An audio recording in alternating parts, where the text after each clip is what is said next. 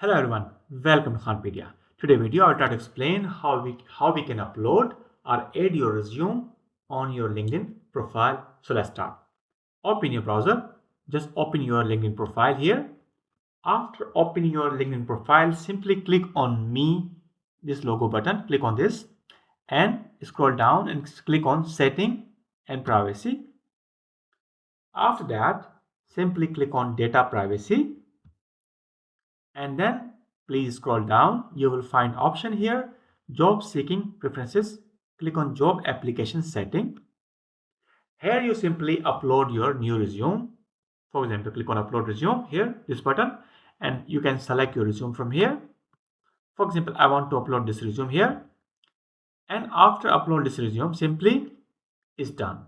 So it's quite simple that you can upload your new resume on your LinkedIn profile step by step.